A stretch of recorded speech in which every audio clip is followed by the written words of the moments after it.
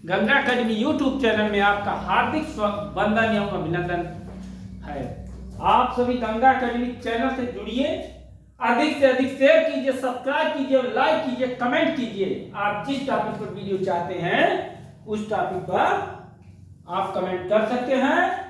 इसी के साथ हम आज के सेशन में, पिछले वीडियो में हमने ऋग्वेद देवताओं के चर्चा के अनुक्रम में जो है हमने इंद्र का वर्णन किया था। आज जो है अग्नि से मेरा सेशन प्रारंभ होगा। आज अग्नि इंद्र के बाद जो सर्वाधिक महत्वपूर्ण देवता ऋग्वैदिक काल में, इंद्र के बाद सर्वाधिक महत्वपूर्ण देवता, इंद्र के बाद सर्वाधिक महत्वपूर्ण देवता, सर्वाधिक महत्वपूर्ण देवता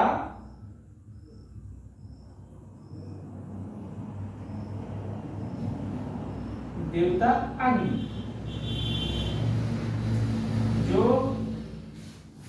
इंद्र के बाद सर्वाधिक महत्वपूर्ण देवता था वो इंद्र था। और 200 सूक्त ऋग्वेद में, 200 सूक्त, 200 सूक्त अग्नि की स्तुति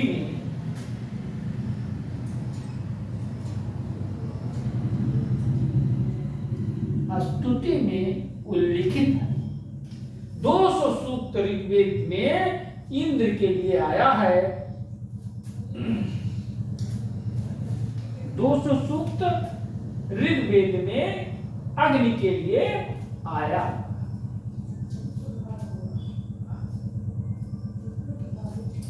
अग्नि जो था देवता और मनुष्य के बीच में, देवता और मनुष्य के बीच का मध्यस्थ था। ये मध्यस्थ था। देवताओं को हव्य पहुंचाने का जो माध्यम था, आहुतियां देवताओं को जो दी जाती थी, देवताओं को आहुति पहुंचाने का माध्यम था।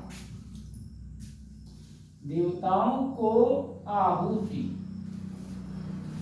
आहुतियों को पहुंचाने का माध्यम जो था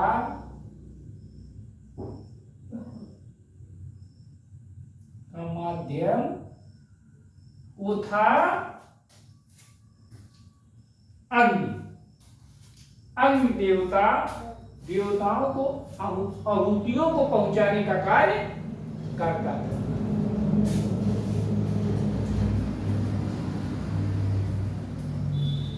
ऋग्वेद के सभी मंडलों के प्रथम सूक्त, ऋग्वेद के सभी मंडलों के प्रथम सूक्त, ऋग्वेद के सभी मंडलों के, ऋग्वेद के सभी मंडलों के प्रथम सूक्त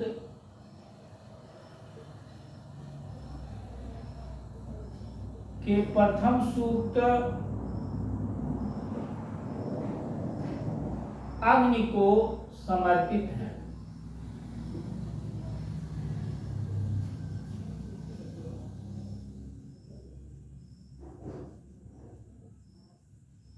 सभी मंडलों के प्रथम सूक्त, ऋग्वेद के सभी मंडलों के प्रथम सूक्त अग्नि को समर्पित किए गए। तीसरा प्रमुख देवता ऋग्वैदिक काल का, तीसरा प्रमुख देवता आपका वरुण।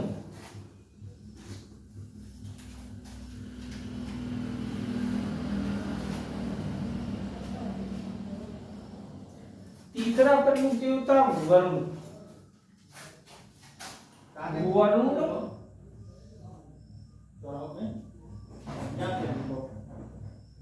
वरुण तीसरा प्रमुख देवता था।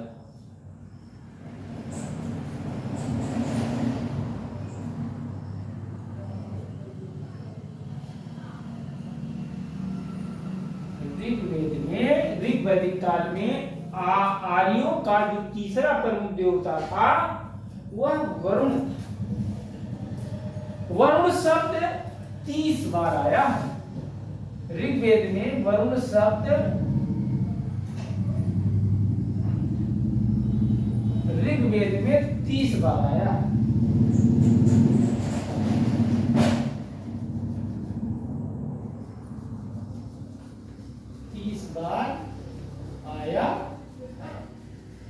वरुण शब्द 30 बार आया है ऋग।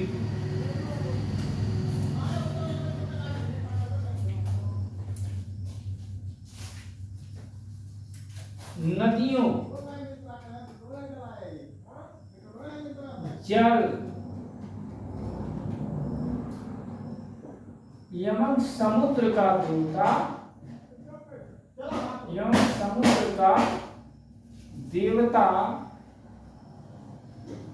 कौन था? वरुण। नदियों, जल एवं समुद्र का देवता वरुण माना जाता था। प्राकृतिक घटनाओं एवं रीति का संयोजक समझा जाता था। प्राकृतिक घटनाओं का नियमन करता एवं प्राकृतिक घटनाओं का नियामक, प्राकृतिक घटनाओं का नियामक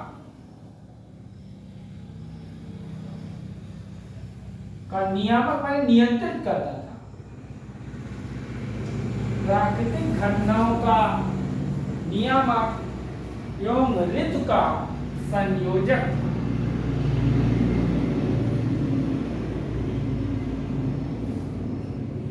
ऋतु का संयोजक था, माने जो ऋतु परिवर्तन होता था उसका ये देवता था प्रमुख।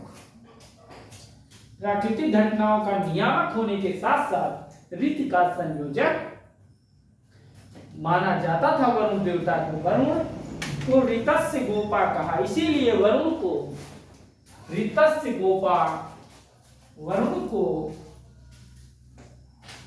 ऋतस्य गोपा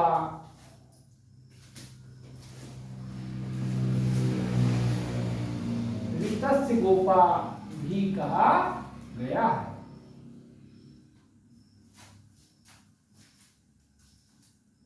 ऋतस्य गोपा का मतलब ऋतु का नियामक, ऋतु का संयोजक और प्राकृतिक घटनाओं का नियंत्रण करता जो देवता था ऋग्वैदिक काल में वह वरुण था। चौथा प्रमुख देवता पेय पदार्थों का देवता सोम था। इसके बाद जो देवता था वो सोम।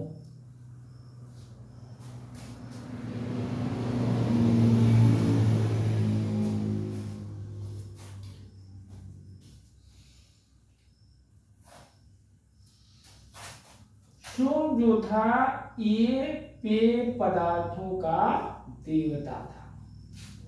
पेय पदार्थों का देवता था। ये 9वां मंडल, ऋग्वेद का 9वां मंडल सोम को समर्पित है। ऋग्वेद का 9वां मंडल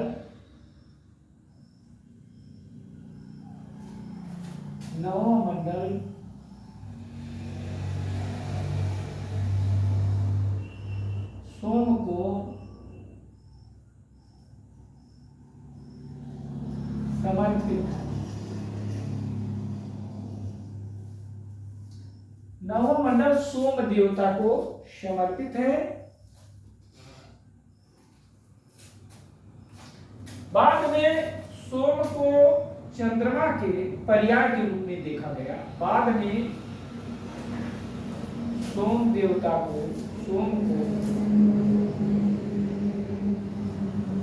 चंद्रमा के पर्याय के रूप में, चंद्रमा के पर्याय के रूप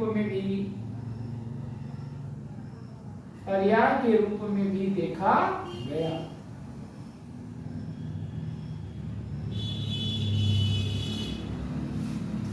क्योंकि जो कॉम्पिटिटिव लेवल में क्वेश्चंस आपके आ रहे हैं वो हर क्वेश्चन लगभग ट्रेंडिंग क्वेश्चन कम आ रहे हैं, बाकी अब जो होता है नए नए क्वेश्चन नए नए तरीके से आ रहे हैं, इसलिए जो पढ़ाने का ट्रेंड है उसको भी बदलना पड़ रहा है।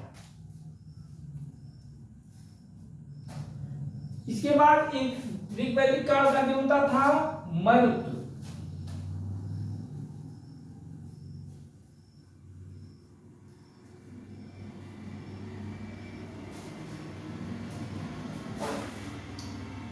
मरुत मरुत जो था ऋग्वैदिक काल में आंधी और तूफान का देवता था। आंधी और तूफान का देवता।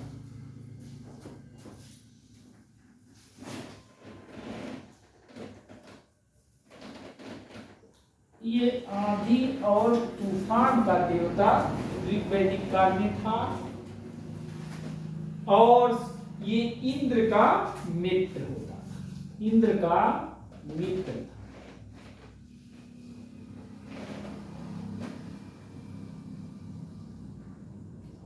ये देवता इंद्र का मित्र होता था।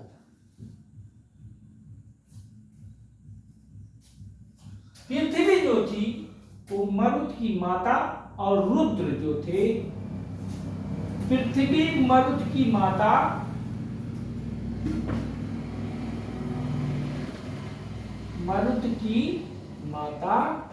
एवं पृथ्वी जो थी वो मरुत की माता थी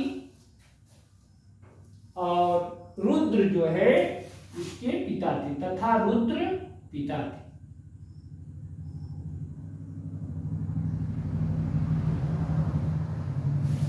मरुत क्या था ऋग्वैदिक काल में?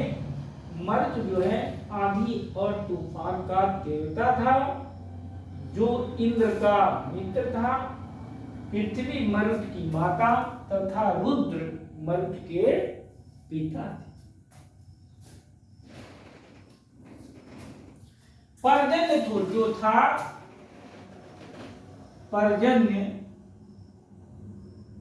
पर्जन्य जो होता था, ये पर्जन्य जो था वर्षा और बादलों का देवता।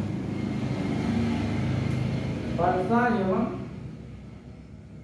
बादलों का देवता।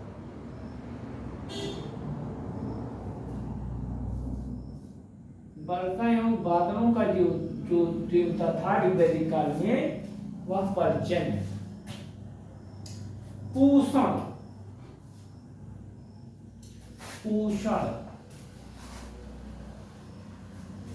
अन्य देवताओं में पूषण का नाम आता है। पूषण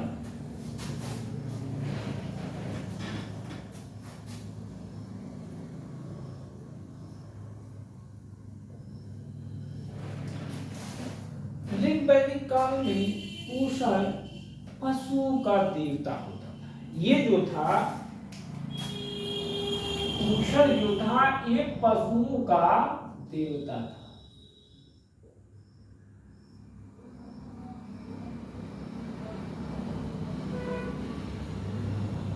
पूषण जो ऋग्वैदिक काल में पशुओं का देवता है वही उत्तर वैदिक काल तक आते आते शूद्रों का देवता हो गया।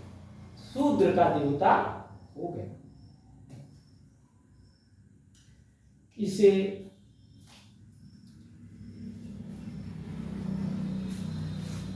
मार्ग का संरक्षक, मार्ग को दिखाने वाला, भटके हुए इसे मार्ग का संरक्षक, मार्ग का संरक्षक देवता था। भटके पशुओं को मार्ग दिखाने वाला, पशुओं को मार्ग दिखाने वाला,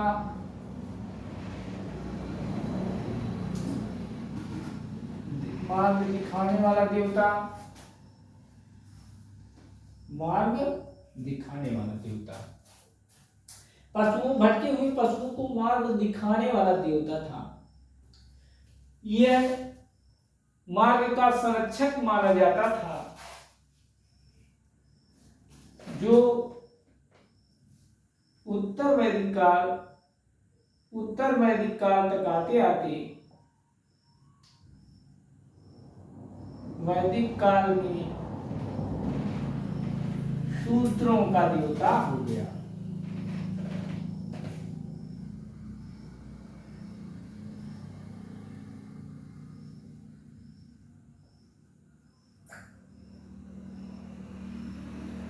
ये उत्तर वैदिक काल तक आते आते यह शूद्रों का देवता हो गया।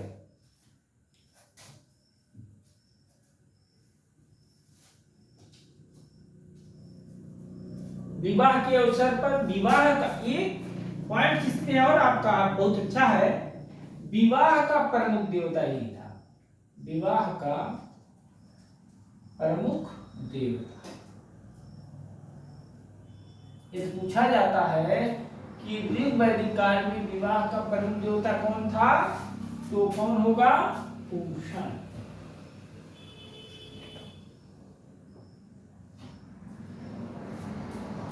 और ऋग्वेद का विवाह सूक्त पूषण को समर्पित है। ऋग्वेद का विवाह सूक्त पूषण को समर्पित है। ऋग्वेद का विवाह सूक्त ऋग्वेद का विवाह सूक्त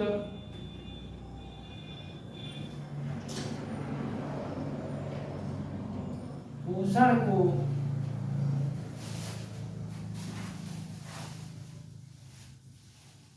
समर्पित है।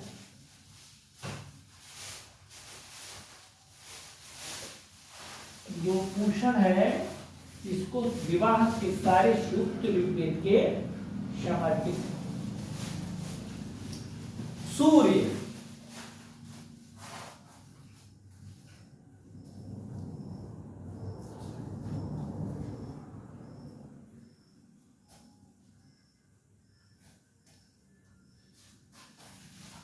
अगला देवता आपका सूर्य।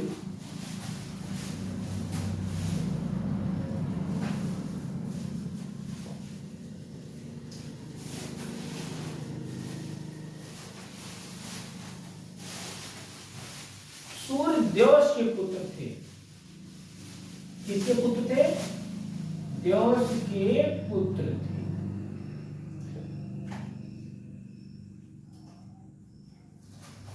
सूर्य देवश के पुत्र थे। जो प्रकाश का देवता,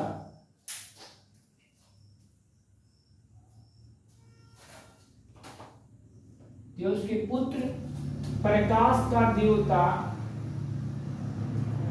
ये प्रकाश का देवता था।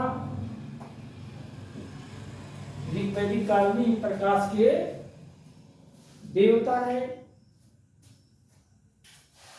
देवता सवित्री, देवता सवित्री सूर्य का ही पर्याय था।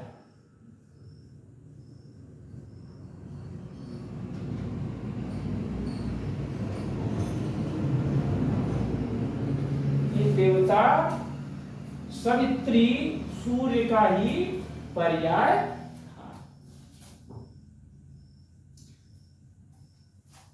गायत्री मंत्र जो तीसरा मंडल है, गायत्री मंत्र सवित्री को ही समर्पित है। सवित्री, गायत्री मंत्र सवित्री को ही, ये इंपॉर्टेंट फैक्ट है, सवित्री को ही समर्पित है।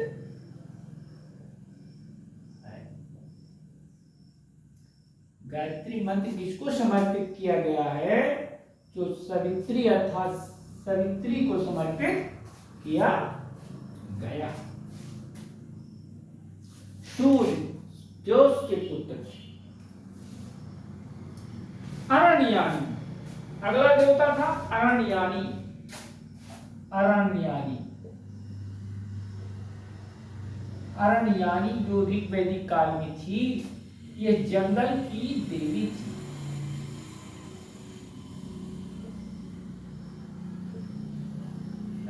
वैदिक काल में अरण्यानी जो थी वो जंगल की देवी थी। तो सर्वप्रथम इसका उल्लेख 10वें मंडल के देवी सूक्त में किया गया है। इसका उल्लेख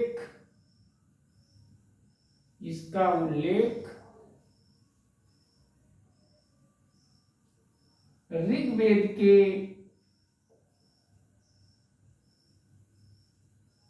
10वें मंडल के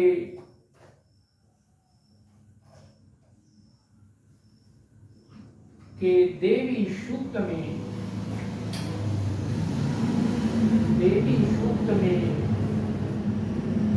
किया गया।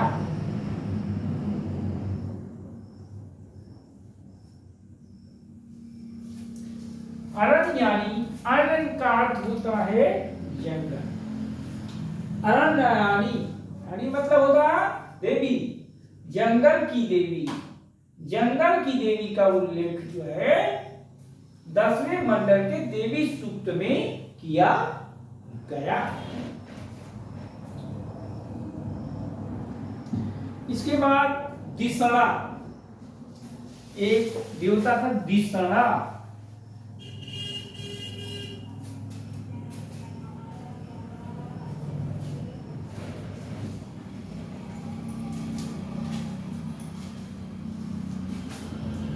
दिसड़ा जो था वनस्पति की देवी थी। दिसड़ा जो देवी थी आपकी वनस्पति की देवी।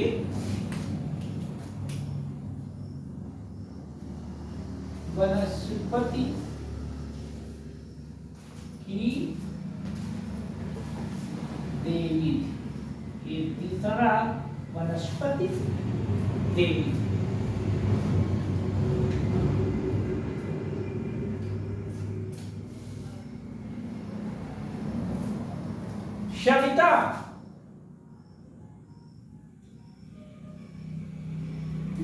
सविता जो थी ऋग्वैदिक काल में देवताओं की आंख, ये देवताओं की आंख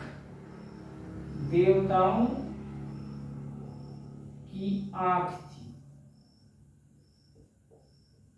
यह पाप मोचन देवी होती थी। यह सविता देवताओं की आंख, पाप मोचन देवता अर्थात पाप को नष्ट करने वाला पाप मोचन देवता था। सविता देवताओं की आंख था। साथ ही साथ वैदिक काल में सविता देवताओं की आंख थी और साथ ही साथ पाप मोचन यह देवता था। पाप मोचन देवता ऋग्वैदिक काल में कौन था? सविता। देवताओं की आंख कौन देवता था? उस सविता। सरस्वती, सरस्वती नदियों की देवी। सरस्वती नदियों की देवी थी जो बाद में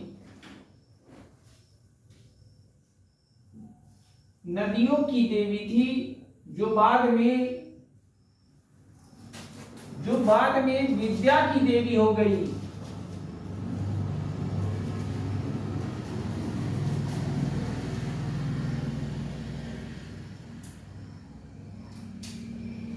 जो बाद में विद्या की देवी हो गई। अदिति देवताओं की मां, आदित्यों की मां। अदिति का अर्थ है आदित्य मतलब देवता होता है और अदिति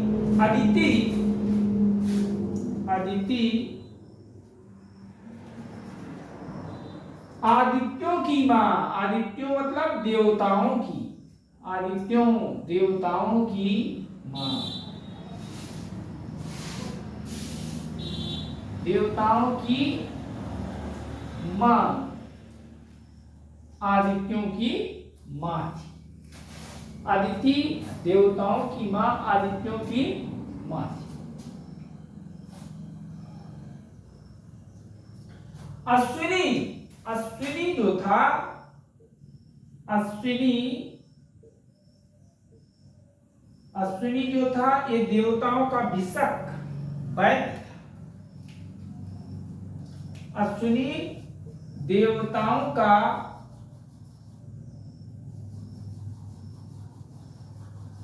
भिषक वैद्य, वैद्य, अश्विनी देवताओं का भिषक या वैद्य। मित्र, मित्र जो था वो वरुण देवता का नेत्र,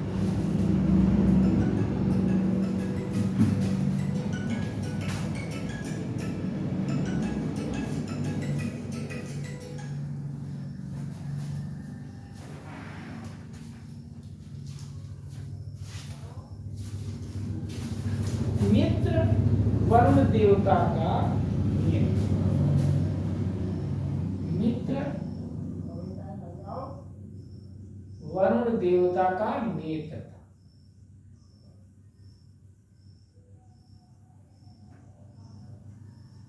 इसीलिए वरुण एवं मित्र सहस्त्र स्तंभों वाले महल में रहते हैं, इसका उल्लेख है।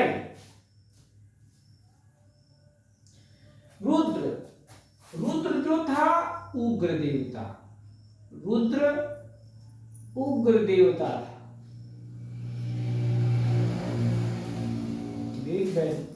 में का जो देवता उग्र देवता है वह रुद्र है, जो भय उत्पन्न करने वाले थे, जो भय उत्पन्न करने वाले।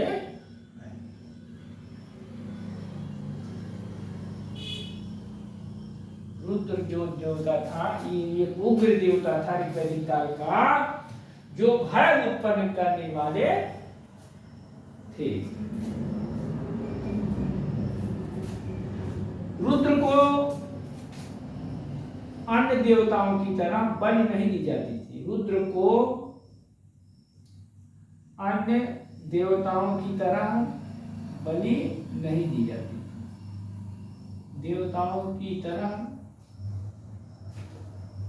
बलि नहीं दी जाती।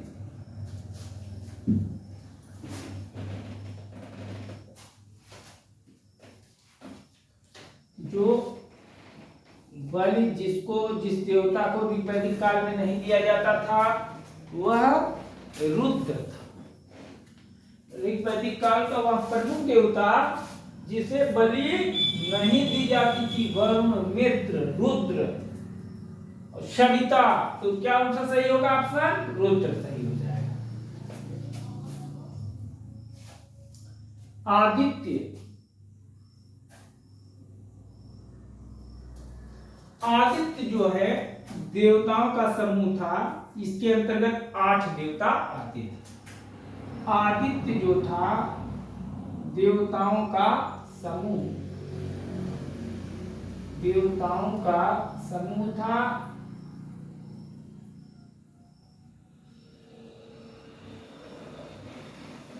देवताओं का समूह था जिसके अंतर्गत 8 देवता आते थे।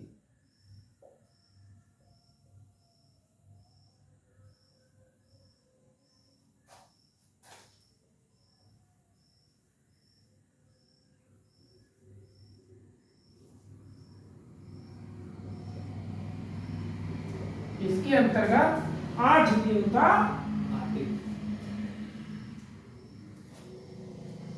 जिसमें वरुण एवं मित्र शामिल थे।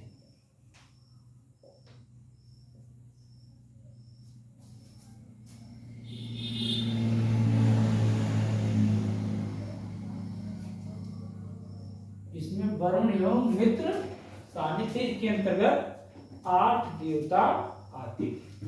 देवताओं का 8 देवताओं का समूह था आदित्य, जिसके अंतर्गत 8 देवता आते थे।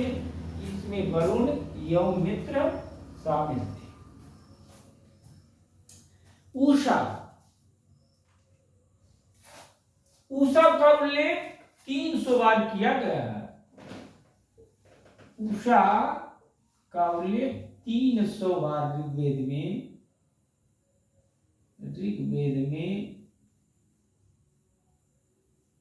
300 बार उल्लेख है।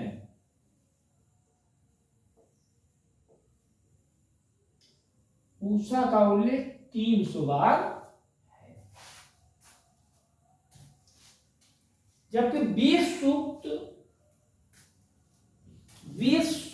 इसको 300 बार इसका उल्लेख है। 20 सूक्त उषा को समर्पित है। 20 सूक्त उषा को समर्पित है। ऋग्वेद के 20 सूक्त उषा को समर्पित है।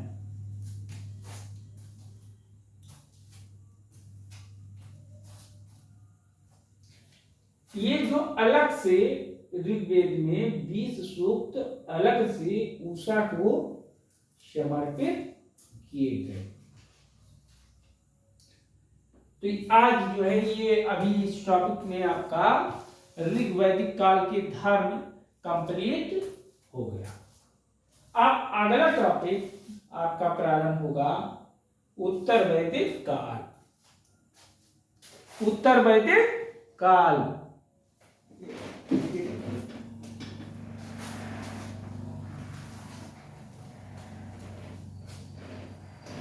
उत्तर वैदिक काल। अब आपका अगला टॉपिक है उत्तर वैदिक काल।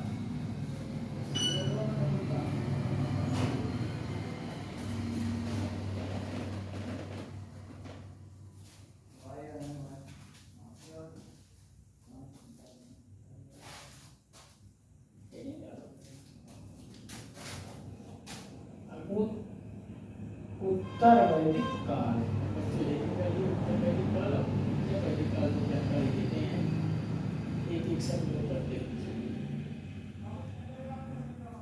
इसका जो टाइम पीरियड है आपका 1000 ईसा पूर्व से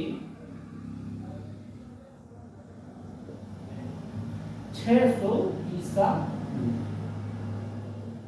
के बीच की समय अवधि को उत्तर वैदिक काल के नाम से जाना जाता है।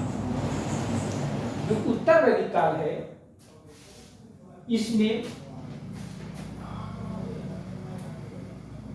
वेदांगों की रचना उत्तर वैदिक काल में की। जैसे आपका सामवेद, यजुर्वेद, अथर्ववेद और उनके वेदों के ब्राह्मण ग्रंथ और उनके उपनिषदों की रचना जो है उत्तर वैदिक काल में की गई। तो ऋग वैदिक काल के समापन के बाद आपका उत्तर वैदिक काल प्रारंभ होता है।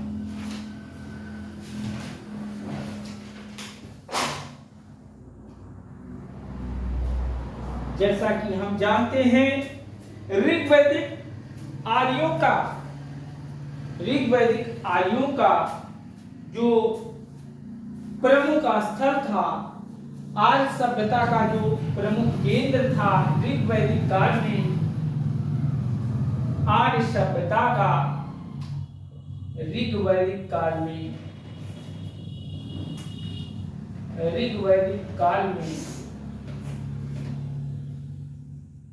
आर्य सभ्यता का केंद्र,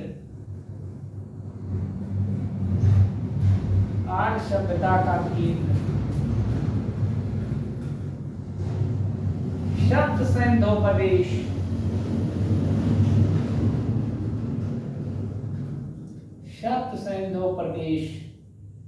अर्थात जो पंजाब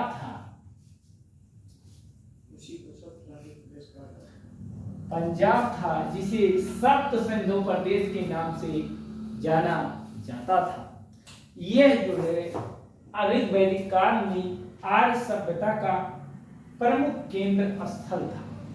लेकिन उत्तर वैदिक काल में, जबकि उत्तर वैदिक काल में इसका विस्तार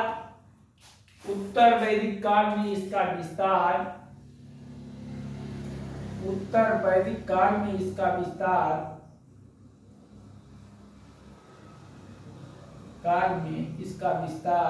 कुरुक्षेत्र, इसका विस्तार कुरुक्षेत्र,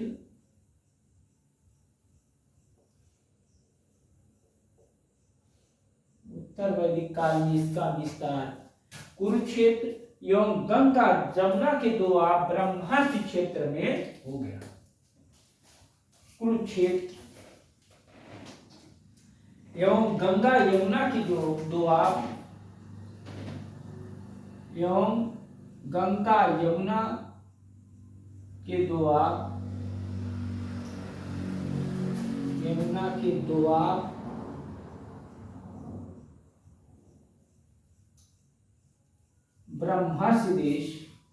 ब्रह्मर्षि प्रदेश तक फैल गया, अर्थात मध्य भारत तक इसका विस्तार हो गया।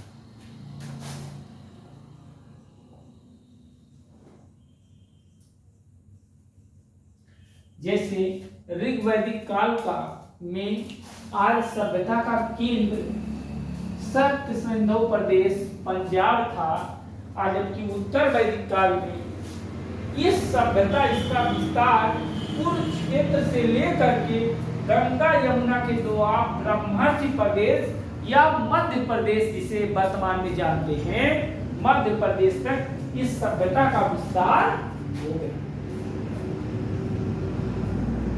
कुरु एवं पंचाल आर्य सभ्यता की धुरी थी। कुरु एवं पंचाल आर्य सभ्यता की धुरी थी।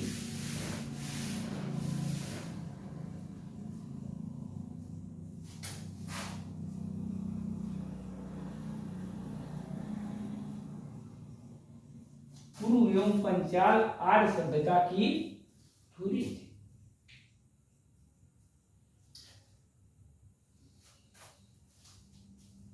कुरु राज्य की प्रारंभिक राजधानी कुरु राज्य की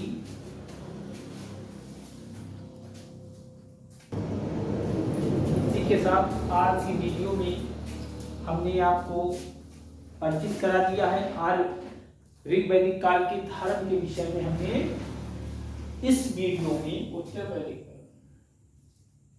वैदिक कालीन धर्म के विषय में विशेष रूप से आपको हमने परिचित करा दिया है।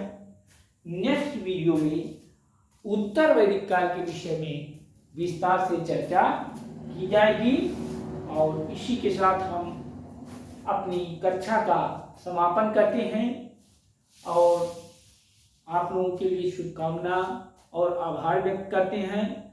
और हमारा गंगा अकेडमी चैनल आप सभी के प्रति आभारी रहेगा।